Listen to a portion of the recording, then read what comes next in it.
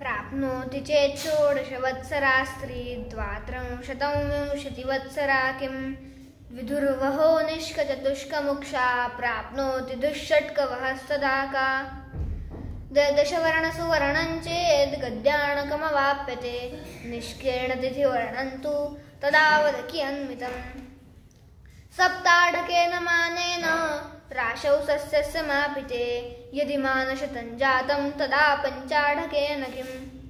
पञ्चसप्तनवराशिकाधिकेऽन्योन्यपक्षनयनं फलच्छिदां संविधाय बहुराशिजे वधे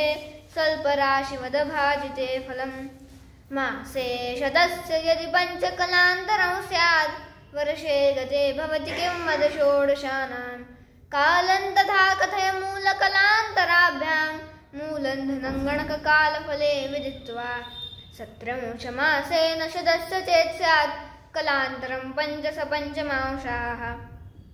मासैस्त्रिभिः पञ्चलवाधिकैस्तैः सार्धद्विषष्ठे फलमुच्यतां किम् विस्तारे त्रिकराकराष्टकमिता दीर्घे विचित्राश्च चेत् रूपैरुत्कटपट्टसूत्रपटिका अष्टौ लभन्ते शतं दैर्घ्ये सार्धकरत्रया परपटी हस्तार्धविस्तारिणी तादृक्यं लभते धृतं वदवणिक्वाणिज्यकं वेत्सि चेत् पिण्डे येर्कमिताङ्गुला किल चतुर्वर्गाङ्गुला विस्तृतौ पट्टा दीर्घतया चतुर्दशकरास्त्रिंशल्लभन्ते शतम् एता विस्तृतिपिण्डदैर्घ्यमितयो येषां चतुर्वर्षिताः पट्टास्ते वद मे चतुर्दश सखे मौल्यं लभन्ते कियत् पट्टा ये प्रथमोदितप्रमितयो गव्यूतिमात्रे स्थिताः तेषामानयनाय चेच्छ कठिनं ब्रह्माष्टकं भाटकम् अन्ये ये तदनन्तरं निगदितामानैश्चतुर्वर्षिताः तेषां का भवतीह भाटकमिति ऋगव्यूतिषट्के वद भाण्डप्रतिभाण्डकम् तथैव भाण्डप्रतिभाण्डकेऽपि विधिर्विपर्यस्य हरांश्च मूल्ये द्रम्येण लभ्यत इहामृषतत्रयं चेत् त्रिंशत्पणेन विपणं वरदाडिमानिः आम्रैर्वदाशु दशभिः कति दाडिमानि लभ्यानि तद्विनिमयेन भवन्ति मित्र इति प्रकीर्णकम् त्वमिश्रव्यवहार प्रमाणकालेन हतं प्रमाणं विमिश्रकालेन हतं फलं च स्वयोगभक्ते तु पृथक् स्थिते ते मिश्राः ते मूलकलान्तरे स्तः यद्वेष्टकर्माख्यविधेषु मूलं मिश्राच्युतं तत्तु कलान्तरं स्यात् पञ्चकेन शितेनाब्धे मूलं स्वं सकलान्तरं सहस्रं चेत् पृथक् तत्र वद मूलकलान्तरे अथ प्रमाणैर्गुणिता स्वकाला व्यतीतकालघनफलोद्धृतास्ते स्वयोगभक्ताश्च विमिश्रनिघ्ना प्रयुक्तखण्डानि पृथक् भवन्ति यत् पञ्चकद्विकचतुष्कशतेन दत्तं खण्डैस्त्रिभिर्गणकनिष्कशतं षडूनं मासेषु सप्तदश पञ्चसु तुल्यमाप्तं खण्डत्रयेऽपि फलं वद खण्डसङ्ख्याम् प्रक्षेपका मिश्रहता विभक्ता प्रक्षेपयोगेन पृथक् फलानि पञ्चाशदेकसहिता गणकाष्टषष्टिः पञ्चोनिता नवतिरादिधनानि येषां प्राप्ता विमिश्रितधनैस्त्रिशती त्रिभिस्तैर्वाणिज्यतो वद विभज्य धनानि तेषां भजेच्छिदंशैरथतैर्विमिश्रैर्रूपं भजे स्यात् परिपूर्तिकालः ये निर्जरादिनदिनार्धतृतीयषष्ठैः सम्पूरयन्ति पृथक् पृथगेव मुक्ताः पापिं यदा युगपदेव सखे विमुक्ताः ते केन वा सरलवेन तदा वदाशु पण्यैः सुमूल्यानि भजेत् स्वभागैर्हत्वा तदैकेन भजेञ्च तानि भागांशमिश्रेण धनेन हत्वा मूल्यानि पण्यानि यथाक्रमौ स्युः सार्धं तण्डुलमानकत्रयमिहोद्रम्येण मानाष्टकम् मुद्गाणाञ्च यदि त्रयोदशमिता एतावणिकाकिणिः आदायार्पय तण्डुलांशयुगलं मुद्गैकभागान्वितं क्षिप्रं क्षिप्रभुजो व्रजे मह्यतः सार्थो कृतो यास्यति नरघनदा कर्पूरस्य वरस्य निष्कयुगलेनैकं फलं प्राप्यते वैश्यानन्दनचन्दनस्य च फलं ब्रह्माष्टभागेन चेत् अष्टांशेन तथा गरोः फलदलं निष्कीर्णमे देहितान् भागैरेकषोडशाष्टकमितेर्धूपञ्चकीर्षाम्यहम् नरघनदानो नितरत्नशेषैरिष्टे हृदेस्युः खलु मूल्यसङ्ख्याः शेषैः ते शेषहृते पृथक्स्तैरभिन्नमूल्यान्यथवा भवन्ति माणिक्याष्टकमिन्द्रनीलदशकं मुक्ताफलानां सदवचराणि च पञ्चरत्नवणिजा येषां चतुर्णान्धनम् सङ्घस्नेहवशेन ते निजधनाद्दत्त्वैकमेकं मिथौ जाता सुल्लधनाः पृथग्वद सखे तद्रत्नमूल्यानि मे सुवर्णमिश्रम्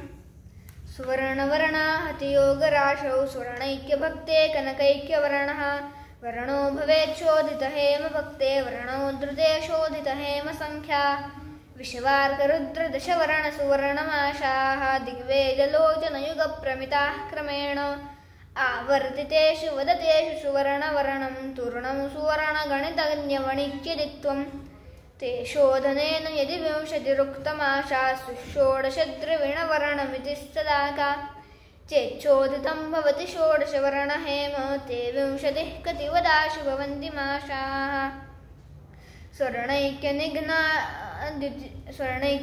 स्वर्णैक्यनिघ्नाद्युतिजातवर्णात् सुवर्णतद्वर्णवधैक्यहीनात्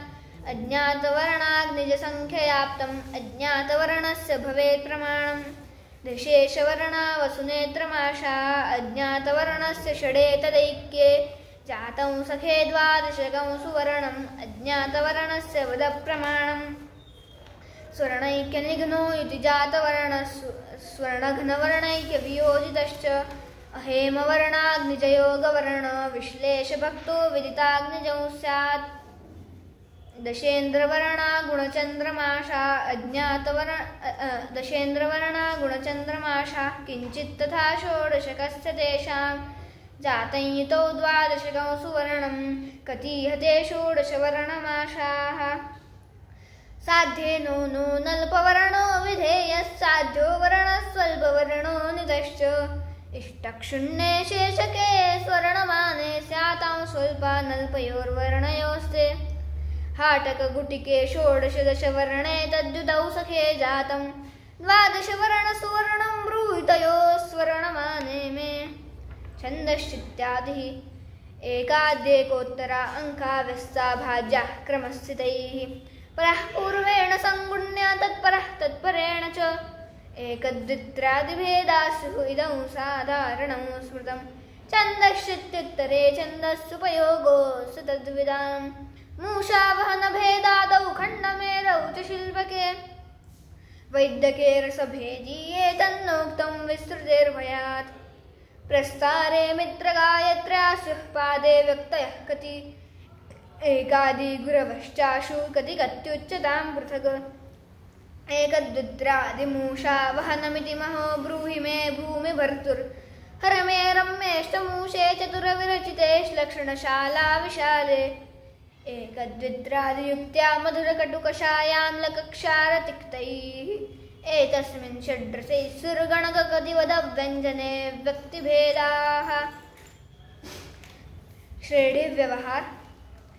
सैकपदघ्नपदार्धमथैकाद्यङ्कयुतिः किल सङ्कलिताख्या साद्वियुतेन पदेन विनिघ्नि स्यात्रिहृता खलु सङ्कलितैक्यम् एकादिनां नवान्तानां पृथक् सङ्कलितानि मे तेषां सङ्कलितैक्यानि चाचक्ष्व सकलं द्रुतं द्विघ्नपदं कुयुतन्त्रिविभक्तं सङ्कलितेन हतं कृतियोगः सङ्कलितस्य कृते सममेकाद्यङ्कघनैक्यमुदाहृतमाद्यैः तेषामेव च वर्गैक्यं घनैक्यं च वदद्धृतम् इति कृतिसङ्कलनामार्गे कुशला यदि ते मतिः वेकपदघ्नचयो मुखयुक् स्यादन्त्यधनं मुखयुग्दलितं दत् मध्यधनं पदसङ्गुणितं तत्सर्वधनं गणितं च तदुक्तम् आद्ये दिने ब्रह्मचतुष्टयैः दत्त्वा द्विजेभ्योऽनुदिनं प्रवृत्तः दातुं सखे पञ्चचयेन पक्षे ब्रह्मवदद्राकदितेन दत्ताः आदिसप्तचयः पञ्च गच्छोष्टौ यत्र तत्र मे मध्यान्त्यधनसङ्ख्ये के वद सर्वधनं च किम् गच्छरुते गणिते वदनौ स्याद्वेकपदघ्नचयार्धविहीने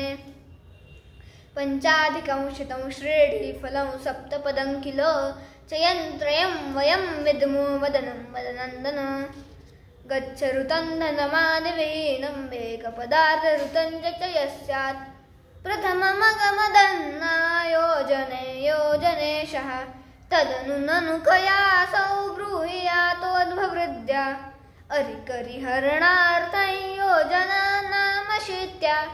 रिपुनगरमवाप्तः सप्तरात्रेण धीमन् श्रेणीफलादुत्तरलोचनघ्नात् चयार्धवक्त्रान्तरवर्गयुक्तात् मूलं मुखोदञ्चयखण्डयुक्तं च योर्धृतं गच्छमुदाहरन्ति ब्रह्मत्रयं यः प्रथमेन दत्त्वा दातुं प्रवृत्तो द्विचयेन तेन शतत्रयं षष्ठधिकं द्विजेभ्यो दत्तं कियद्भिर्दिवसैर्वदाशु विषमे गच्छेव्येके गुणगस्थाप्य समेर्धिते वर्गः गच्छ क्षयान्तमन्त्याद्व्यस्तं गुणवर्गजं फलं यत्तत् वेकं वेकगुणो धृतमादिगुणौ स्याद्गुणोत्तरे गणितम् पूर्वं वराटकयुगं येन द्विगुणोत्तरं प्रतिज्ञातं प्रत्यहमर्थिजनाय समासे निष्कान् ददाति कति आद्ये दिने आदिर्द्वयं सखे वृद्धिः प्रत्यहं त्रिगुणोत्तरा गच्छः सप्तदिनं यत्र गणितं तत्र किं वद पादाक्षरमिते गच्छे गुणवर्गजफलं च ये द्विगुणे समवृत्तानां संख्या तद्वर्गो वर्गवर्गश्च स्वस्वपदो नौ स्यातामर्धसमानां च विषमानां समानामर्धतुल्यानां विषमानां पृथक् पृथक् वृत्तानां वद मे संख्याम् अनुष्टुप् छन्दसि धृतम् इति प्रथमः खण्डः।